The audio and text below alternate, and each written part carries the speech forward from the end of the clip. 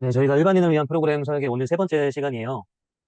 그래서 제가 이 강의를 준비했을 때, 일반인들에게 적합한 프로그램들 위주로 저는 생각하는 사람이다 보니까, 거기에 맞게 제가 하는 방법들을 설명드리겠다라고 이야기를 드렸고, 그 근간에 되는 이론들 같은 경우는 이제 제가 선수 트레이닝으로 처음 시작한 사람이다 보니까, 거기에 대한 이론들을 처음에 헬스장에서 근무를 했음에도 불구하고 그런 이론들을 많이 사용을 했고요. 저 같은 경우에는 선수 트레이너로 일을 시작하긴 했지만, 피겨 선수도 지도하는 것을 조금 빨리 시작하긴 했거든요. 근데 그렇게 오래는 하지는 못했어요. 거의 일반인들 위주로 진행을 많이 했고, 뭐 지금도 야구 선수분들 조금씩 보고 있긴 하지만 지금 나오고 계신 분들은 없기는 하고 거의 뭐 일반인들을 메인으로 하고 있다고 봐주시면 좋을 것 같습니다. 근데 이제 그런 걸 다루시는 메인으로 하시는 선생님들이 가장 많을 거라고 생각을 하거든요. 필라테스나 트레이너분들 이런 걸 지도하는 분들이 많을 거라 생각하기 때문에 그런 분들이 많을 거라고 생각을 하고 고객 수요도 그쪽이 제일 많을 거고 근데 아무래도 선수 트레이닝을 하는 분들 또는 이제 재활이나 치료 쪽에서 물리치료사분들이 하는 것들이 그런 일반인들을 많이 상대하는 분들이 그런 수업을 보다 보면 뭔가 이제 내가 그런 것들을 잘 못하고 있는 것 때문에 또는 또 너무 화려한 걸 하는 걸 보다 보니까 내가 조금 뒤처져 있는 게 아닌가라는 생각을 하실 수도 있을 거라고 생각을 합니다. 근데 이제 제가 여러 가지 것들을 다양하게 경험해온 그 사람으로서 말씀을 드리면은 일반인들을 지도할 때 필요한 수준이라는 게 있는 것 같아요.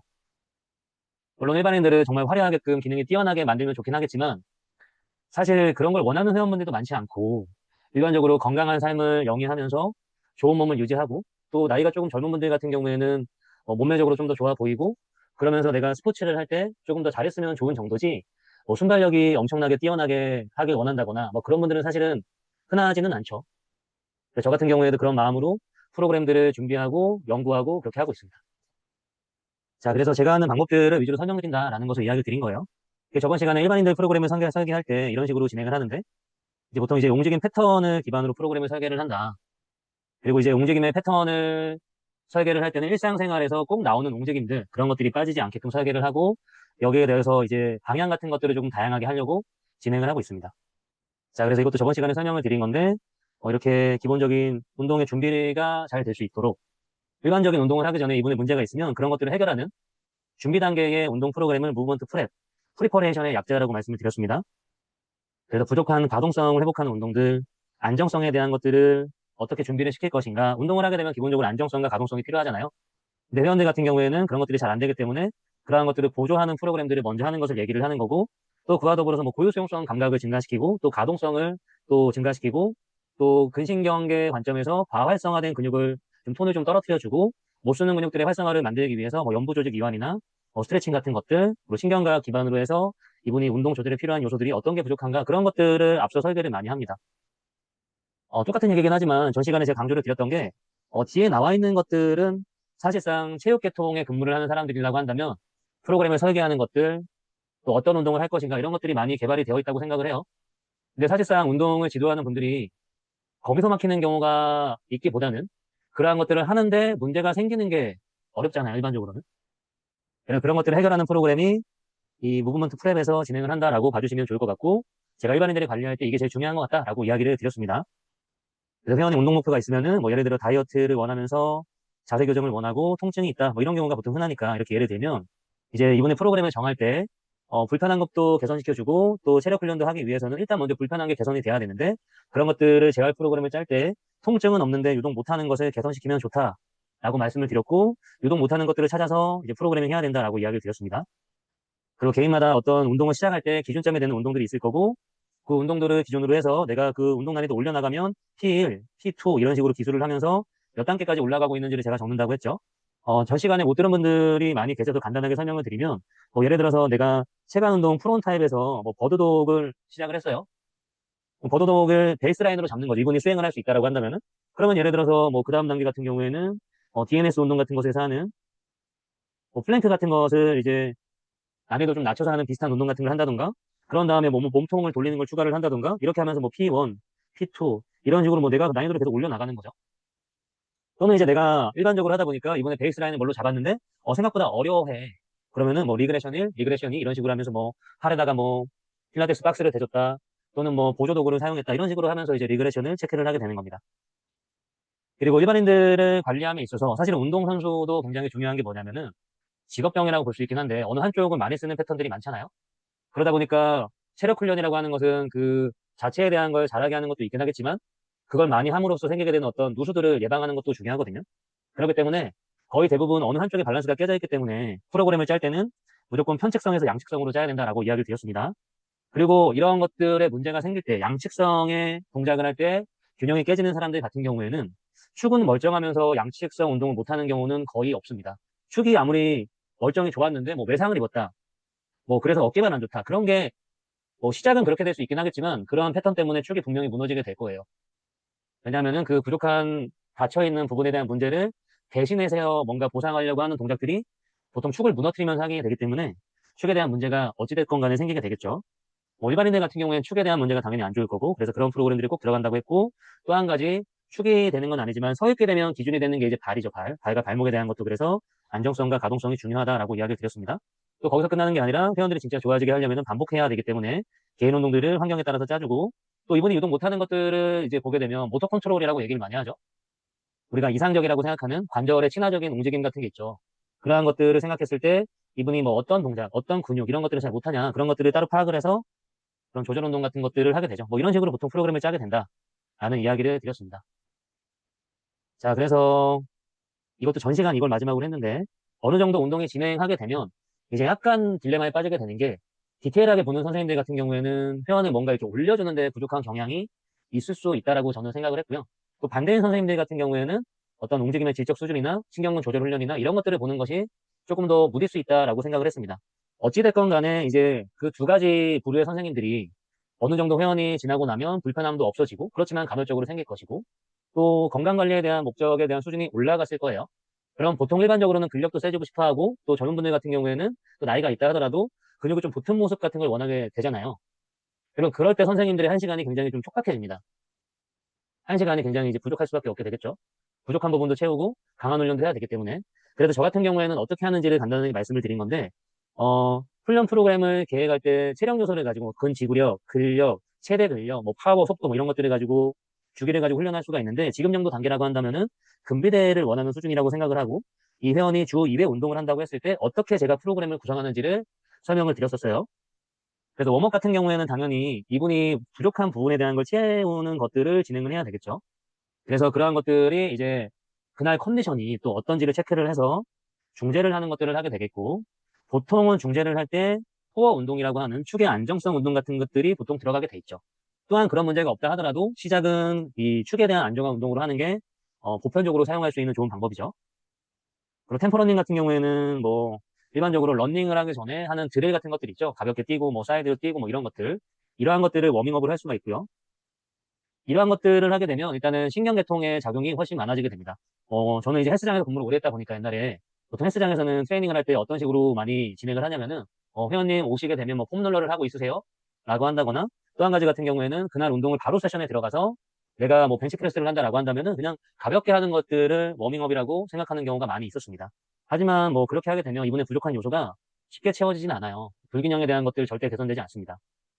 그런데 워밍업을 할 때 이 템포 러닝 드릴 같은 것들을 하게 되면 장점이 뭐냐면 일단은 이건 약간 다이나믹하죠. 그래서 몸이 안 좋은 분들이 항상 뭔가 디테일하게 하는 것들, 뭔가 루즈한 것들에 좀 초반에 많이 할애를 하게 되는데 이러한 것들이 사실 처음 해도 완전 극초반에 해도 무방한 경우도 많이 있습니다. 물론 통증이 있으면 하지 못하긴 하겠지만 뒤에 제가 시니어들을 이런 프로그램을 가지고 한 연구를 보여드릴 건데 모터 컨트롤 기반의 운동을 한 그룹이 있고 그냥 이제 이런 반응을 좋게 하는 것들, 가볍게 움직이는 것들, 방향 훈련 이런 것만 한 훈련 그룹이 있었는데 후자행 그룹에 굉장히 우수한 요소들이 많았거든요. 이런 것들을 저도 활용을 하고 있고 이렇게 하게 되면 일단은 운동을 조절하는 중추신경계적인 요소들이 많이 개발이 되어 있습니다. 뭐 손해도 그렇고 뭐 기저핵이라고 하는 것도 그렇고 움직임을 반사적으로 조절하는 뇌관 수준에 대한 활동들도 굉장히 올라가기 때문에 그냥 단순히 앉아서 그냥 가볍게 운동을 하면 그런 것들은 전혀 쓰이지 않거든요. 그래서 이런 것들을 하게 되면 생각보다 굉장히 좋아지게 되고 특히나 시니어분들 같은 경우에는 이런 리듬을 맞춰서 통통탕탕 이렇게 뛰는 것들 굉장히 어려워하고 헬스장에서 제가 일을 했기 때문에 또 거기에 대해 설명을 드리면은 그냥 웨이트만 하는 사람들은 10년을 운동을 해도 그런 거 못합니다. 스텝이 막 꼬이고 어려워하세요. 근데 이런 것들을 하게 되면 또 그런 부족함을 채울 수가 있고요. 시간 안정성을 제가 두 개 집어넣으면. 자, 그리고 근력 강화 횟수 이런 것들도 그 시간을 잘 할애하려면 굉장히 중요한데 저는 10번을 한다고 말씀을 드렸습니다. 보통 근비대에 가장 유리한 횟수가 10번에서 12번을 했을 때 가장 힘들다라고 하면 근비대가 가장 잘 일어난다라고 이야기를 합니다. 근데 저 같은 경우에는 보통 이제 10번 정도를 하게 되는 것 같아요. 그리고 3세트만 진행을 합니다. 이제 운동을 많이 한 사람들 같은 경우에 특히나 지금 이 시청하시는 선생님들 중에 헬스 쪽에 근무하시는 분이라고 한다면 다루는 중량이 굉장히 높기 때문에 워밍업 세트가 길어질 수밖에 없는데 회원들 같은 경우에는 사실상 뭐 한 번 끝나면 본 운동 무게까지도 올라갈 수 있는 수준의 무게를 다루는 경우도 많죠. 고급자가 아닌 이상. 그러다 보니까 제가 체형 교정이나 재활을 슬로건으로 센터를 운영하다 보니 조금 더 수준이 낮을 수도 있긴 하지만 보통 저는 10번에 3세트를 진행을 하고 있습니다. 그러면은 시간도 조금 아끼고 근육이 좀 붙는 느낌까지 줄 수 있다라고 생각을 하고 있고 그리고 운동 같은 경우에는 하체에 대한 것들, 상체에 대한 것들을 두 가지를 하는데 저 같은 경우에는 상체는 2분할을 해요. 밀기 타입 운동, 당기기 타입 운동을 이제 하루하루 진행을 하는데 이날 하체를 합니다. 하체도 무릎 위주의 패턴이 조금 더 우세하면 밀기로 볼 수가 있고요. 고관절 위주의 운동을 한다라고 하면 당기기로 생각을 할 수가 있습니다. 근육이 앞쪽 근육이 많이 쓰이냐, 아니면 이제 뒤쪽 근육이 많이 쓰이냐에 따라서 나눌 수 있기 때문에 이런 일반적인 분할 훈련은 이 웨이트 트레이닝, 보디빌딩에 착안해서 진행을 하는 건데 거기에 대한 것은 한번 훈련을 할 때 꽤나 지치게끔 하고 휴식을 충분히 주는 것을 중요하게 생각을 합니다. 그렇기 때문에 미는 근육은 몰아서 하고 당기는 근육은 몰아서 하고 있습니다. 그런데 저는 어떤 근육군들이 기랑근들이 일을 하지 않는 게 일단 싫고요. 미는 근육이라고 해서 반대되는 근육이 그날 아예 쉬게 되는 것을 원하지 않고 또 한 가지 원하지 않는 건 뭐냐면 그날 세션이 끝난 다음에 둔해지는 것을 원하지 않아요. 저 같은 경우에는 워밍업으로 클럽백이나 불가리안 백이나 또는 이제 타바타 훈련, 심폐 훈련 이런 것들을 마지막에 항상 넣으려고 합니다. 그리고 런지 패턴 같은 경우에는 꼭 방향 같은 걸 많이 제시하려고 하고 이런 것들은 이제 게이트와 보행과 좀 상관이 있는 거고요. 절대적으로 시상면상의 움직임만 많이 하지 않고 다방향성에 대한 것들을 많이 중요하게 생각하고 심폐 훈련 같은 경우에는 서킷도 있고 타바타도 있는데 옛날에 서킷을 좀 많이 하긴 했는데 GX 같은 걸 제가 그 사업장을 헬스장을 이제 절반 정도 투자하고 운영한 적이 있는데 그때 제가 모든 걸 다 했어요. 회원 상담, 트레이너, 뭐 구인부터 교육부터 PT도 하고 그룹 수업도 하고 보일러도 고치고 뭐 전기도 하고 다 했습니다. 그때 제가 서킷을 많이 하긴 했는데 이렇게 1대1 하다 보니까 서킷 같은 경우에는 제가 또 디테일하게 하는 걸 좋아하다 보니까 조금 덜 하게 되더라고요. 요즘 또 다이어트 면이 좀 없다 보니까. 그래서 저 같은 경우에는 질적인 수준은 유지하면서 조금 심폐를 트레이닝 할 때 타바타 방법을 좀 많이 하고 있는데 이 방법은 제가 뒤에서 설명을 드리도록 할게요. 4분 동안 조지는 운동이에요. 4분 동안. 자, 그렇게 심폐 운동을 하면서 마무리를 보통 하고 있습니다. 근데 이거는 아무래도 회원 상황에 따라서 크게 바뀔 수밖에 없겠죠. 자, 그리고 일반적인 프로그램을 진행을 할 때, 무조건 저는 그날 회원의 상태 같은 걸 체크를 하고요. 그러한 체크 같은 경우는 입장하실 때부터 관찰을 계속하게 되죠. 그리고 실제로 여쭤보기도 하고. 그리고 그분이 그날 왔을 때 확인을 보편적으로 하는 것들은 이런 이제 다분절 회전 같은 것들 많이 하고요. 싱글렉 밸런스 같은 거, 또는 이런 롬버그 검사, 아니면 이제 가볍게 걷기 하는 것들을 토대로 그분의 당의 컨디션을 체크를 합니다. 저 같은 경우에 이제 혼자 일하니까 사실 누구랑 이제 뭐 이렇게 몸이 좋고 나쁘고 이걸 봐줄 사람이 없거든요. 그래서 더더욱 혼자 체크하는 것들을 많이 생각을 해요. 저도 그날그날의 컨디션을 이제 가동성 같은 것들로 많이 체크를 합니다. 근력 같은 경우에는 내가 좋고 안 좋은지를 뭐 체크를 하기 좀 어렵잖아요. 그러다 보니까 나의 가동성 상태 같은 걸 보고 그날 컨디션이 어떤지를 체크를 하고 그냥 운동을 바로 코어 운동이나 이런 걸 바로 들어가지 않고요. 체크를 해서 그러한 것들이 어떤 요인에 의해서 저하됐는지를 생각을 해가지고 그런 것들을 올리고 나서 본운동들을 이제 하는 방식으로 진행을 하는데 셀프로 체크를 할 때 저는 제일 많이 하는 게 이 다분절 회전을 제일 많이 해요.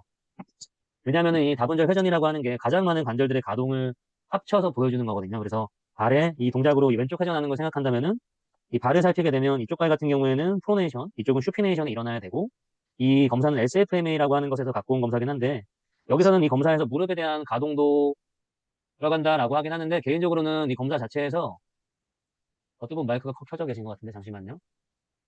그 검사 자체에서는 무릎에 대한 것도 가동이 들어간다고 생각을 하는데 개인적으로는 무릎에 대한 것은 실제 이 동작에서 많이 안 쓰인다고 생각을 하고요.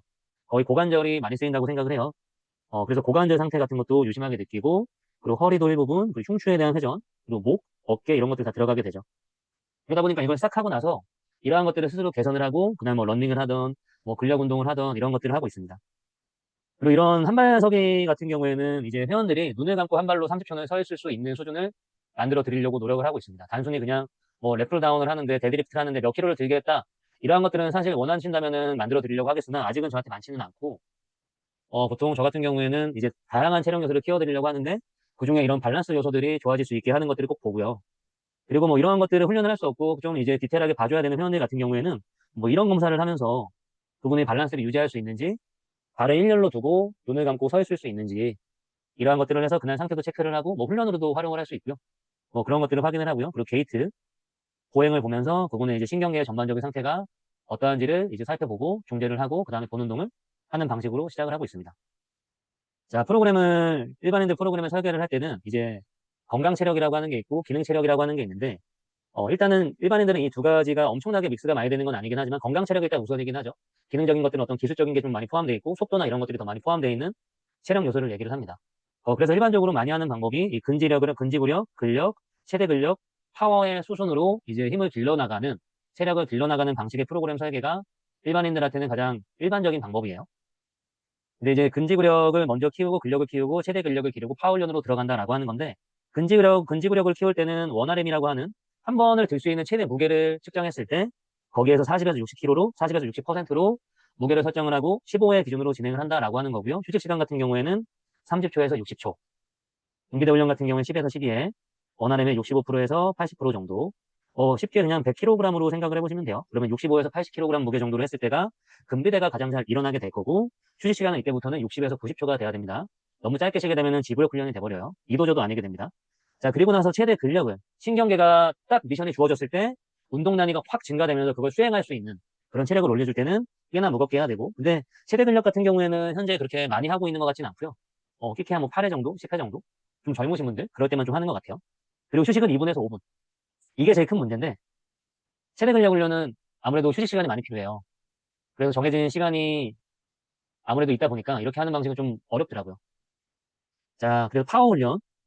파워 훈련 같은 경우에는 원RM의 30에서 60%도 진행을 하는데 3회에서 6회로 하는 게 파워 향상에 가장 좋다라고 합니다. 근데 저 같은 경우에는 조금 몸이 불편하신 상태에서 시작하는 분들이 많다 보니까 횟수는 좀 올리고 아무래도 원RM에 대한 기준도 조금 낮게 해서 진행을 하죠. 예를 들어서 회원이 데드리프트 뭐 30kg로 할 수 있는 여자분이다라고 한다면은 뭐 속도를 중심으로 한다면은 30% 기준으로 했을 때 그럼 9kg잖아요. 9kg 정도도 회원님들 중에서 초반에 뭐 캐틀벨 스윙이다라고 했을 때 캐틀벨 빠르게 움직이는 거 있잖아요. 9kg도 좀 부담스러워하는 분들이 있죠. 이건 좀 후반에 하게 되고 보통 일반적으로 여자분들은 4에서 6kg 정도로 많이 하게 되죠. 이런 식으로 약간 유도리 있게 하고 있습니다. 자, 그리고 프로그램 설계 같은 경우에는 요 두 가지는 이제 지구력 훈련을 하고 근력을 트레이닝할 때 무게를 언제쯤 증가시키는 게 좋은지에 대한 기준은 얼마 전에 제가 센소리 모터 트레이닝이라고 하는 그 세계적인 석학들을 많이 초빙해서 강의를 주최하는 그런 그 단체가 있어요. 업 에듀케이션 그런 단체 같은 게 있는데 거기에서 얼마 전에 이제 그 메이저리그에서 굉장히 그 유명하신 그 업계 쪽으로 많이 트레이닝 하시는 재활 감독님이 오셨었어요. 그때 프로그램 설계를 할 때 근력과 근지력 훈련을 할 때 무게 설정은 어떻게 하고 언제쯤 난이도를 올려야 되는지 이런 걸 얘기를 많이 해주셨는데 그때의 기준입니다, 지금이. 그래서 근지구력을 일단 그 무게 설정은 아까 그 기준으로 하시면 되는데 언제 무게를 올려야 되냐. 뭐 회전근개 운동이라고 해서 막 30개, 50개씩 때리는 게 아니고요. 그건 너무 많이 하시는 거예요. 지구력 훈련, 회전근개 특히나 지구력이 중요한데 일단 15회, 20회 정도면 충분하고 근데 계속 그거를 그냥 똑같은 무게로 하게 되면 발전이 없기 때문에 언제쯤 올려야 되냐. 15회 3세트를 수행을 하는데 똑같은 운동을 3세트 할 때 평소보다 5번도 할 수 있게 되면은 무게를 올려라 라고 이야기를 하시더라고요. 근데 이런 것들은 사실상 조금씩 다 다르기는 합니다. 근데 아무래도 그분이 정말 많은 선수들을 다루고 오랫동안 최고의 선수들의 기능을 향상시키는 그런 일을 해왔던 분이다 보니까 이분은 이제 그 기준을 좀 따라하려고 하고 있습니다. 자, 그리고 최대 근력 같은 경우에는 8회를 3세트 하는 방법으로 하라고 이야기를 하셨는데 마지막 3세트에 12회를 할 수 있게 되면은 무게를 다음 세션이에요. 올리라고 했어요. 그리고 선수 트레이닝으로 유명하신 이제 마이클 보일이라고 하는 사람이 있습니다.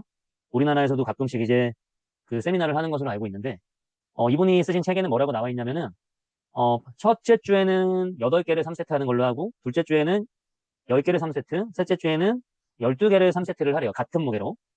그래서 그걸 잘 수행하면 그 다음 주에는 5파운드씩 올리라고 했습니다. 1파운드가 0.45kg이거든요. 그러면은 5파운드면은 2kg가 조금 넘어요. 그래, 그 정도씩 증가를 시켜라. 상체 기준에서 그럴 거고 하체는 아마 조금 더 높을 겁니다. 자, 이런 식의 기준을 가지고 하게 되면 아무래도 좀 체계적이죠. 어느 순간 하다 보면은 그분의 무게를 올려주려고 하기보다 그냥 이야기를 조금 더 많이 하거나 그런 식으로 하게 되는데 저도 마찬가지고요. 근데 이런 기준을 갖고 있으면 아무래도 월등해지죠. 수업을 오래 받았는데 남들보다 못한다는 이야기를 들으면 회원도 기분이 나쁘잖아요. 수업을 하는 사람도 그렇고. 그래서 이런 기준에서 하게 되면 아무래도 몸의 변화도 그렇고 시간적인 효율도 그렇고 조금 체계적으로 진행할 수 있는 것 같습니다. 자, 그리고 저 같은 경우에는 회원을 관리해드리는 프로그램을 써요. 이거는 이제 예전에 수업료 단가 올리는 그런 방법 이런 걸 이제 그 제가 나은 움직임 연구소라고 하는 곳에서 강의를 잠깐 했었는데 거기에서 특강으로 다른 선생님께서 밴드를 활용한 방법을 강의를 하셨거든요. 그래서 회원 관리를 밴드로 체계적으로 해서 나는 단가를 뭐 얼만큼 올렸다. 뭐 이런 강의였습니다. 그때부터 저도 밴드를 활용하고 있고 사실은 그냥 이제 나만 이렇게 적고 그런 것보다 밴드로 회원님한테 뭔가 정리를 해주면서 뭔가 남겨주면 이건 명확한 차별화가 되거든요. 그리고 저도 바로 수업료를 또는 나의 구성원들 사이에서 달라 보일 수 있는 핵심적인 요소라고 생각을 합니다. 기술적인 걸로 보여주는 것은 조금 시간이 걸리잖아요.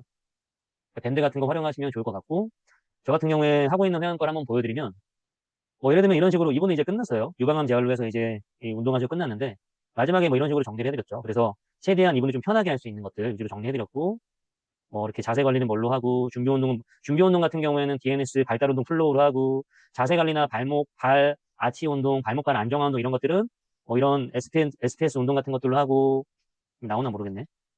동영상에서 안 나오는 것 같아서 밴드로 하는 운동입니다. 그리고 이제 이런 다방향성 런지 운동, 그리고 이거는 이제 leg 캐리 자세에서 하는 그런 이제 런지 같은 거고, 뭐 무릎 패턴 운동, 그리고 이제 상체 운동 같은 거 있고 파워 운동으로 캐틀벨, 뭐 그리고 이런 상체 운동, 뭐 이런 것들을 집에서 할 수 있게끔 짜드렸어요. 그리고 이제 뭐 이렇게 중간중간에 관리하는 프로그램들을 밴드로 계속 정리를 해드리고, 그리고 뭐 이제 이런 논문 같은 거 있으면 이제 좋은 거 정보 같은 거 보면 올려드리고, 뭐 이렇게 중간에 하는 운동들 같은 거 이렇게 밴드로 정리해드리고요. 뭐 이런 식으로 하고 있습니다. 그리고 초기에 프로그램 같은 거 계획할 때 뭐 이런 식으로 이번에 유방암 재활이었으니까 그때 제가 세미나 들었던 거 같은 거 이런 거 같이 공유하고 설명드리고 이렇게 했죠. 자, 그리고 유산소 운동 프로그램 같은 경우에는 최대 심박수를 이용한 방법을 하는데 그냥 나이를 가지고 하는 최대 심박수를 추정하는 게 그냥 무난한 것 같아요. 되게 여러 가지가 있는데 가장 무난하다고 생각이 되고 별 차이가 없다고 생각이 되더라고요. 그리고 심박계 그리고 어플리케이션 쓰는 것들도 다 하면 좋다고 생각을 하고 그리고 지금은 제가 유튜브를 안 하긴 하는데 1년 동안 유튜브를 한 적이 있거든요. 그때 이제 어떤 마음으로 했냐면은 이제 모집도 좀 어렵고 노출이 잘 안 되더라고요. 그래서 지금 있는 회원분들한테 내가 평소에 설명 못 해줬던 것들 뭐 예를 들면 폼롤러도 그렇고 뭐 스트레칭 같은 것 여러 가지 있잖아요. 코어 운동도 그렇고 그냥 그런 생각으로 만들어야겠다라고 만들어 놨더니 이제 회원님들 운동 오셨을 때 이제 뭐 숙제 같은 거 줘야 되잖아요. 그럴 때 요긴하게 사용하기가 좋더라고요. 그래서 유튜브 같은 것들 찾아서 줄 수도 있고 이왕이면 내 거면 좋죠. 그리고 블로그 같은 거에서 글 같은 거 올리면 이제 또 회원님들이 봤으면 좋은 걸로 생각하면 일석이조죠. 노출도 하고 또 써먹을 수도 있고 그래서 그런 것들 같은 거 이제 공유해 드리거나 하고 있습니다. 자, 최대 심박수를 이용해서 유산소 강도를 산출을 할 때 220에서 나이를 빼면 이제 그분의 최대 심박수가 나오게 됩니다. 보통 뭐 40세라고 한다면은 이분의 최대 심박수가 180이겠죠. 이걸 가지고 이분의 유산소 강도, 운동 목적에 따라서 그런 강도를 조절해 줄 수가 있는데 일단은 이제 뭐 지방대사나 지구력을 기르는 게 목적이다. 초반에 또 이렇게 하겠죠. 그러면은 최대 심박수의 몇 프로로 해야 되는지 60에서 70%로 운동을 했을 때가 그렇다라고 하고요. 그리고 유산소 능력을 기르고 젖산 역치에 대한 것을 향상시키려고 할 때 무산소성에 대한 강도를 올려나갈 때 좀 강도 높은 운동에서는 이제 아무래도 그 에너지 대사가 다르게 일어나게 되는데 그런 것들을 키우려고 할 때 근력과 관계 있는 강도를 만들어 줄 때는 최대 심박수를 기준으로 했을 때 70에서 90% 정도로 하는 게 좋다라고 이야기를 하는 겁니다. 그리고 그거보다 조금 더 고강도로 할 때는 80에서 100%. 그리고 요즘에 존으로 나눠서 설명을 많이 하죠. 존 투러닝 이런 게 얘기가 많이 나오고 있고 사실은 뭐 새로운 게 아니라 옛날부터 운동을 시작하는 사람들이 다 존투로 시작을 했어요. 지구력을 기르는 걸로 먼저 시작을 했기 때문에. 근데 그런 것들이 이제 명명되고 뇌과학자들이 이제 많이 이야기를 하게 되면서 많이 유명해진 것 같고 또 그와 더불어서 이제 이런 이제 러닝 인구들이 많아지게 되면서 확 떴죠. 아무튼 이 존에 대한 거 이런 식으로 구성이 됩니다. 근데 이런 걸 알려면은 최대 심박수를 산출할 수 있어야 되겠죠. 그래서 이런 걸 산출하고 나서 이제 이런 심박계나 뭐 러닝 어플들 이런 것들을 활용해가지고 회원에게 이제 지도를 해주고 혼자 할 때 이 정도 강도를 측정을 하면서 유산소 운동을 해주세요. 또 지금 저희가 프로그램 설계에 대한 걸 이야기를 하고 있잖아요. 뭐 이걸 계속 하는 게 아니라 회원님 저희가 몇 주 또는 한 달 뒤에는 이걸 좀 변경을 하도록 하겠습니다. 그래서 존3에서 이렇게 운동을 하다가 존2 강도를 반복해 나가는 이런 뭐 이제 인터벌 운동을 조금 넣어보도록 하겠습니다. 뭐 이런 식으로 할 수가 있고 이런 것들을 트레이너가 그냥 다 계속 지도를 해주는 거죠. 이런 심박계 같은 거 요즘에는 이제 이런 비싼 심박계가 아니더라도 뭐 샤오미 같은 거 써도 한 6만 원짜리 그런 것만 써도 정확도가 애플워치와 버금간다라고 이야기를 하더라고요. 조금 다르긴 해요. 애플워치가 조금 더 좋았던 것 같긴 한데 샤오미 같은 거 써도 무방합니다. 일단은 가벼워요. 애플워치보다. 또 그리고 뭐 이런 폴라는 사실은 좀 번거로운 것 같고 사실은 시계 타입으로 된 좀 저렴한 것들도 많이 있거든요. 그러한 것들 이제 보면서 사용하시면 좋을 것 같고 이러한 신박계 중에서 아이패드나 핸드폰으로 연동이 돼서 트레이너가 그거를 이제 회원에게 채우고 관찰하면서 그날 운동을 또 구성할 수도 있거든요. 유산소나 서킷 같은 거 이제 실내에서 할 때 그러한 것들 활용하시면 좋을 것 같고 아까 이 타바타 운동 같은 거 할 때 이런 어플리케이션 되게 많거든요. 이런 것도 찾아서 무료로 활용해 보시면 좋을 것 같습니다. 40세 여성 기준으로 이제 존마다 어떻게 되는지 이제 이런 심박수가 나와 있거든요. 그래서 지금 혹시 나이대가 이렇게 되시거나 비슷하시면은 내가 런닝 할 때 어느 정도 심박수 구간이 맞았었구나 라는 것을 알 수 있고 거의 대부분 존투를 넘어갑니다. 그냥 운동을 시키면. 거의 그 이상에서 하려고 해요. 천천히 떠도 보통 이 이상 넘어가요. 생각보다 되게 낮은 강도고 그런 경향성이 있고요. 그리고 유산소 운동을 회원을 시작할 때 높은 강도로 시작을 하게 되면 안 좋은 게 뭐냐면은, 프로그램을 구성할 때 제가 호흡에 대한 강의도 많이 했지만, 정상 호흡이 일단은 어느 정도 나오게 해줘야 되거든요. 근데 실내에서 지도를 하고 익숙하게 만드는 단계에 유산소가 들어갔는데, 만약에 높은 강도로 유산소를 시키게 되면, 그거는 흉곽 우세 호흡을 벗어나기가 정말 힘들어집니다.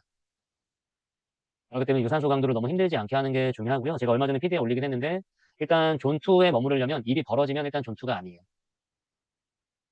입을 벌리고 숨을 쉬어야 되는 수준이라고 한다면 일단 존2가 무조건 넘어가게 되어 있습니다. 그렇기 때문에 심박계가 없거나 조금 애매할 때는 그냥 입을 닫고 뛸 수 있는 수준으로 유산소 운동을 시작하시는 게 일단은 좋습니다. 그리고 그게 그 호흡에 있어서 일단은 회원이 호흡 기능이 좋으려면은 일단은 적은 산소로 몸을 운영하는 능력이 좋은 게 좋아요. 많이 마시지 않으면서 회복도 많이 마시지 않으면서 빨리 회복하는 게 좋은데 그런 면에서도 입을 열지 않고 끝까지 하려고 노력하는 게 그런 면에서도 유익합니다. 자, 인터벌 트레이닝 같은 경우에는 저는 타바타나 뭐 HIIT 뭐 이런 운동이 있는데 저는 타바타만 보통 해요. 자, 인터벌 트레이닝 안에 이게 다 들어가는 겁니다. 자, 인터벌 트레이닝이라고 하는 건 고강도 운동이랑 휴식을 이제 반복하는 훈련 방식을 얘기를 합니다. 자, 휴식 같은 경우에는 이제 저강도 운동을 할 수도 있고 아예 쉴 수도 있고요. 그중에서 조금 이제 고강도로 하는 방식이 타바타 트레이닝이고 이거는 일본의 타바타라고 하는 어떤 트레이닝하는 어떤 박사님이 만든 거예요. 일본에서 나온 거고. 20초 운동을 하고 10초 휴식하는 방식으로 8세트를 하는 겁니다. 그러면 4분이 걸려요. 이렇게 운동을 하게 되면 이제 굉장히 이제 짧은 시간에 고강도 운동을 할 수가 있고 저 같은 경우에는 이제 캐틀벨이랑 묶어서 많이 하는데 우선은 캐틀벨로 묶어서 하면 좋은 게 뭐냐면은 내가 이분을 상향시키고 있는지를 확인하기가 굉장히 좋아요. 이 타바타 트레이닝이랑 묶어서 하게 되면 왜냐면은 뭐 내가 이분을 뭐 똑같이 했는데 올려주고 싶어. 그럼 휴식 시간을 줄일 수도 있죠. 운동 시간을 늘릴 수도 있죠. 캐틀벨의 무게를 바꿔줄 수도 있고, 캐틀벨의 리듬을 바꿔줄 수도 있고, 20초 운동하는 동안에 캐틀벨을 움직이는 횟수를 늘려줄 수도 있고, 너무 방향을 추가할 수도 있고, 너무나 많아요. 근데 운동의 다양성만 추구를 하면은, 다양한 것도 굉장히 건강해지는데 중요한데, 중요한 건 그렇게만 하다 보면은, 회원이 특히나 원하는 근비대 근력과는 조금 멀어질 수가 있어요. 그래서 이런 방식을 하게 되면 그런 것에 누수가 최대한 적으면서 시간 효율적으로 하기가 좋더라고요. 자, 그리고 뭐, 이 HIT 같은 경우에는 고강도 인터벌 트레이닝, 뭐, 저강도를 번갈아 가면서 운동하는 방식이다. 뭐, 고강도를 번갈아 가면서 해도 뭐, HIIT라고 할 수 있어요. 요즘에 그리고 저는 안 지가 얼마나 안 됐는데, 뭐, 하이록시 운동? 뭐, 이러한 것들도 있고, 무슨 발레 뭐 같은 것도 유행한다고 하더라고요. 그리고 제가 이번에 이파마스터 촬영을 했을 때 해주신 모델분이 하이록시를 나이대별에서 1등 하신 분이 모델을 해주셨는데, 근데 허리 골반 안정화 운동 전략에 대한 강의였거든요. 근데 근력 검사를 하는데, 요방형근, 장요근, 뭐 복근, 복사근 다 못 버텨요. 근데 그 나이대별 1등이래요. 그러니까 그분이 사실은 얼마나 강한 분인지가 조금 가늠이 됐고 그런 기능 상태에서 그거를 꾸역꾸역 해나가고 있었어요. 호흡 패턴도 완전 상부 흉곽 호흡이에요. 아, 그래서 그분이 아, 이런 게 좀 조정이 되면 너무 좋겠구나 라는 생각이 들었었습니다. 자, 타바타 트레이닝을 할 때 어플리케이션은 좀 요거 쓰거든요. 타이머 플러스라고 하는 어플을 쓰는데 이게 일단은 그 보기가 그냥 좋더라고요. 요즘에 더 좋은 게 많이 나왔을 수도 있는데 저도 그 이상 업데이트를 하지 않았고 일단은 화면이 이렇게 됩니다. 여기 운동 시간이 여기 나오죠? 그리고 이거는 처음에 준비하는 시간. 그리고 시작 버튼을 누르게 되면 이제 20초 카운트가 되는데 이건 8라운드 진행한다는 거예요. 그리고 지금 몇 번째 하고 있는지 이런 것들이 나오는 거예요. 그러면 시작하면은 막 소리가 나고 회원이 금방 흥분을 해요. 그래서 뭔가 그런 동기부여도 좋고 뭔가 분위기 조성에도 굉장히 좋습니다. 그리고 옆에 세팅을 할 때 이런 식으로 나와요. 그래서 내가 처음에 준비 시간 몇 초로 할 건지 그리고 운동 시간을 몇 초로 세팅을 할 건지 휴식 시간을 몇 초로 세팅할 건지 그리고 이제 라운드는 몇 번을 할 건지 그러면 딱 이게 타바타에 대한 세팅이 되는 거죠. 이런 것들은 다 조절을 하실 수가 있어요. 그리고 이제 이런 타바타 운동을 한 번 더 할 수 있어요. 여기는 한 번으로 체크가 되어 있는 거예요. 한 번, 4분 하면 다 끝나는 건데, 두 번으로 하게 되면은 한 번 더 하는 거예요. 그리고 그 한 번 더 할 때 사이에 몇 번을 쉬게 할 건지. 이러한 것들을 조절할 수가 있습니다. 아무래도 그러면은 이게 진짜 분위기가 달라요. 그리고 그룹 운동 같은 것에서는 되게 재밌고, 그렇습니다. 굉장히 빡세죠. 그리고 이제, 무브먼트 프리퍼레이션. 처음에 이제 이분의 약점들을 보강할 때 호흡에 대한 트레이닝 같은 것들을 많이 하고, 저 같은 경우에는 이 어플리케이션을 많이 활용을 해요. 그래서 저도 수업 때 활용을 하고, 그리고 회원님들이 이 어플을 깔고 이거는 안드로이드도 있거든요. 아이폰도 있고. 그래서 이제 이거를 깔게 해가지고 호흡 리듬을 조정을 하는데 이것도 마찬가지로 프로그레션하고 리그레션하고 다양성을 줄 때 활용하기가 좋습니다. 왜냐면 이거는 호흡에 일단은 총 시간을 조절할 수가 있고요. 그리고 마시는 시간, 참는 시간, 뱉는 시간, 참는 시간을 내가 다 조정을 할 수가 있어요. 그래서 이런 것들은 내가 이분이 극초반일 때는 몸이 흥분이 많이 되고 보통은 자율신경계 관점에서 교감신경 항진이 우세한 분들이 많죠. 근육의 불균형도 그렇고 근육을 이완을 많이 해야 되는 경우가 많잖아요. 고상작용에 대한 것들이 많이 없애고, 그러면은 호흡에 대한 것들도 거기에 맞게 진행을 해야 됩니다. 근데 이완과 관련된 연구가 가장 호흡법이 478 호흡법이에요. 그래서 이렇게 세팅을 하고 시간을 어떻게 할 건지를 정해서 이런 것들을 먼저 하고, 또 이제 478이 가장 무난하다고 하긴 하지만은 이분의 체력 수준이 너무 남아서 너무 이제 낮아서 하기가 힘들다. 그럴 때는 이런 것들을 뭐 3, 뭐 6, 7 뭐 이런 식으로 조절을 해준다거나, 총 시간 같은 경우에 이분이 지루함을 못 견딘다. 그러면 3에서 5분 정도로 한다거나, 또는 이분은 뭐 너무 동기부여가 잘 돼 있고 하겠다. 그러면은 10분씩 하루 2번 하게 한다거나, 이러한 것들을 이제 정해주는 거죠. 그리고 이분이 이제 어느 정도 운동 기능이 좋아져서 뭐 호흡에 대한 것들을 좀 상향시켜주고 싶다. 또는 똑같은 방식인데 이분이 이제 몸에 문제가 많고 과호흡을 많이 해서 좀만 운동해도 숨이 막 차려고 하고 막 그렇다. 그러면 적극적으로 숨을 참는 시간을 홀드를 활용해서 하는 호흡 방법으로 바꿔준다거나, 뭐 이런 식으로 이제 잘 활용을 하고 있습니다. 자, 프로그램을 구성을 할 때 이제 선수 트레이닝을 공부하신 분들 같은 경우에는 주기화라고 하는 이 단어가 생소하시지 않을 건데, 이제 그렇지 않은 경우에는 좀 생소하실 수도 있겠죠. 근데 주기화는 어떤 목적을 가지고 그 목적을 달성하기 위해서, 예를 들어서 나에게 3달의 시간이 있다라고 했을 때 3달이 딱 끝나는 시점에 목적이 있죠. 목표가 있을 거예요. 그래서 그것을 어떤 식으로 체력 요소를 달마다 주마다 상향시킨 것인지를 계획하는 것을 얘기를 합니다. 뭐 그래서 그런 계획에 필요한 체력 요소들이 있을 거고, 예를 들어서 40대 여성의 체형 교정 통증 관리, 그리고 체력과 근력 향상, 최종 목표가 달리기가 목표인 사람인 경우에 챗 GPT에다가 이렇게 쳐보세요. 그러면은 이런 식으로 얘기를 해줘요. 뭐 대상자가 어떻고 운동 목표가 뭔데, 그런 걸 정리를 해줍니다. 그러면은 주차별로 이런 식으로 뭐 어떻게 할 거다, 이런 식으로 하게 되면은 이제 아이디어를 많이 얻으실 수가 있거든요. 물론 운동들이 새로운 것들이 있긴 하지만 막 엄청 이렇게 독창적이고 좋은 운동들이 많지는 않은 편이긴 해요. 그리고 뭐 1단계에는 뭐 정렬과 통증 관리기 이렇게 해가지고 뭐를 한다, 이런 게 나와 있죠. 이런 것들의 좀 장점은 뭐냐면은 회원과 공유하는, 저는 밴드 한다고 했잖아요. 밴드에다가 이런 그 몇 개월간의 목표를 넣어주면 되게 좋아합니다. 근데 이왕이면은 챗 GPT를 그대로 따다 베껴도 어차피 선생님들이 다르게 구성을 할 거잖아요. 그래서 바꿔 쓰긴 할 건데, 이왕이면은 GPT를 그냥 뭐 사진처럼 따가지고 하는 것은 요즘 많이 쓰시니까 좋지 않고, 조금 변경해서 좀 성의 있게 바꿔서 하시면 좋을 것 같고. 그리고 뭐 2단계, 2달째에는 어떻게 근력과 뭐 협응 강화기, 그래서 어떤 운동들을 한다, 이런 것들은 선생님들이 많이 하는 환경 운동들을 넣어서 한번 바꿔보시고, 그리고 이제 런닝에 임박했을 때는 어떤 것들을 한다, 이런 것들을 또 확인해 보시면 좋을 것 같습니다. 특히나 런닝에 들어가게 되면 예를 들어 필라테스 선생님들 같은 경우에는 실내에서 하는 운동들이 거의 대부분이잖아요. 기구를 사용하거나. 그래서 아무래도 이런 쪽에 정보가 조금 적으실 수 있는데, 이런 챗 GPT 같은 걸 활용하시게 되면은 거기서 내가 하는 것들을 많이 활용하기가 좋아요. 활용해 보시면은 좋을 것 같습니다. 그리고 이런 민첩성 훈련 같은 게 환경이 안 되면 또 굉장히 안 하는 운동 중에 하나인데, 아까 제가 이제 어떤 시니어 트레이닝을 할 때 좋은 것들을 얘기를 했는데, 이런 것들이 이제 러닝 전에 하는 그런 드릴 같은 것들이죠. 이런 것들은 이제 레더 엑서사이즈, 민첩성 훈련으로 많이 하는데, 뭐 운동을 잘하든 못하든 뭐 학생이든 시니어든 어떤 사람이든 간에 이런 운동을 넣어주는 게 좋습니다. 그래서 방향 같은 걸 좀 다양하게 넣어주고, 그리고 지금 운동을 선생님들이 하는 일반적인 운동보다 속도가 어떤지를 한번 가보세요. 감속과 가속에 대한 그 운동의 요소들이 내가 일반적으로 통제하게 하는 운동들보다 굉장히 다양하게 들어가고 방향도 많고요. 그래서 이런 걸 넣어줘야 체력 요소가 많이 안 빠지게 됩니다. 그리고 다시 당부드리면, 특히나 시니어분들 같은 경우에는 이런 거를 10년을 헬스를 했다 하더라도 안 해보면 못해요. 근데 이런 것들을 못하는 게 그냥 못하는 게 문제가 아니라, 이러면은 어떤 부상에 대한 대처가 엄청 못합니다. 왜냐면 뭔가 다쳤을 때는 빠르게 그런 것들을 반응적으로 대처를 해야 되는데, 뭔가 이런 동작을 빠르게 해본 경험이 없거나 또는 뒤에서 보여드리는 그런 반응 훈련 같은 걸 하지 않게 되면은 근력은 좋은데 다치는 경우가 태반이에요. 자, 마지막으로 이 논문이 아까 말씀드린 그 논문인데, 한 그룹 같은 경우에는 이런 훈련을 한 거예요. 그래서 민첩성 훈련, 장애물, 방향전환, 정지 출발, 반응 훈련 같은 걸 했고, 두 번째 그룹 같은 경우에는 일반적으로 하는 근력 훈련에다가 균형 훈련을 넣었대요. 균형 훈련을 넣었고, 운동 같은 경우에는 스쿼트 런지, 카프레이즈, 그리고 불안정한 지면에서 눈을 감고 뭐 눈을 뜨고 이런 균형에 대한 훈련만 했대요. 근데 결과를 살펴봤더니 뭐 이제 뭐 거의 비슷했는데, Y 밸런스라고 하는 거는 이제 Y자로 이제 균형 잡는 거예요, 한 발로. 그런 것도 비슷했고, 몸통 신전에 대한 것도 더 좋았대요. 민첩성 그룹 훈련이. 이러한 것들 같은 경우에는 사실상 전정계와 손해 이런 기능이 향상됐기 때문이라고 논문에서는 이야기를 하지 않지만은 생각이 되고요. 왜냐하면 전정계나 손해 이런 것들이 어떤 이제 그 특히나 신전근의 반응을 올려주는 그런 신경계통이기 때문에 아무래도 이 민첩성 훈련을 하게 되면 그런 것들이 더 개발이 되거든요. 전정계나 손해들이. 그래서 아무래도 이건 미미하고 이건 엄청 좋아진 것 같고, 무릎 걷기는 비슷했는데 특히나 차이가 난 게 뭐냐면은 하지의 파워가 어마어마하게 차이가 났대요.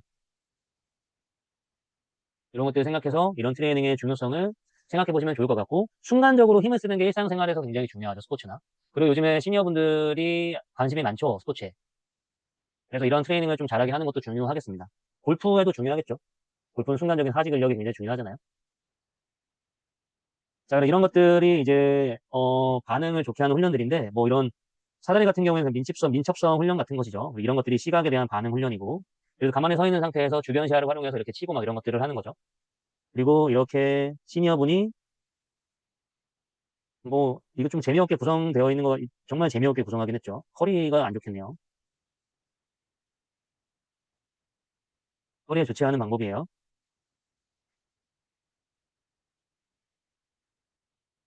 그리고 나서 이제 또 이전 시각 반응 훈련으로 진행을 하는 건데, 이런 식으로 트레이너랑 이제 회원이 같이 이런 챌린지 같은 걸 했대요. 그래서 막 뛰다가 콘에 불이 들어오면 불로 막 뛰어가는 그런 훈련 같은 걸 한 거죠. 이런 것들은 실내에서 할 수 있다라고 한다면 회원 뭐 이제 유산소성 운동 같은 걸로 하셔도 괜찮을 것 같고요. 이런 도구를 블레이즈 포드라고 하죠. 그래서 블레이즈 포드 비싸요. 예전에 나 혼자 산다의 황희찬이 이거 훈련하면서 많이 유명해졌죠. 자, 그리고 이거 제가 귀여워가지고 저렇게 시각 반응 훈련 같은 거죠. 이러면 시각을 반응할 때 그 과제가 더 있죠. 몸에서 계속 뒤로 공을 돌려야 되나 봐요. 애가 근데 엄청 날렵하죠. 흑인이라 그런가? 저 나이 때 저렇게 잘 못 뜁니다. 이건 청각 반응 훈련. 이제 뭔가를 계속 해야 되는데 청각의 반응은 고개를 오른쪽 돌려라 왼쪽 돌려라 턴을 해라 뭐 이런 것들을 넣는 거예요. 이건 이제 감각 요소가 추가된 훈련을 얘기를 하는 거고요. 그리고 촉각 반응 훈련 같은 경우에는 저런 식으로 손을 뭐 따라오거나 힘을 저항을 똑같이 하게 하거나 뭐 이런 걸 하는 건데 보육성성 감각에도 굉장히 중요하겠죠. 자, 그래서 제가 원래 평소에는 30분씩 진행하다가 저번에 제가 강의를 중간에 싹둑 잘라버린 것 같아가지고 오늘은 40분, 50분 정도 하겠다라는 마음으로 진행을 했고요. 자, 그래서 다음 주에는 아마 새로운 강의 내용으로 또 뵙게 될 것 같은데 원하시는 강의 내용 있으시면은 말씀 주시면 좋을 것 같고 또 늦은 일요일까지 강의 들어주셔서 감사합니다. 자, 그러면은 고생 많으셨고요.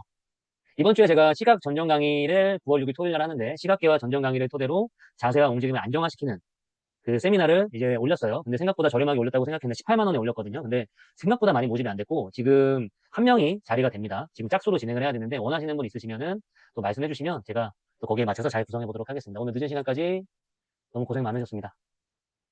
감사합니다.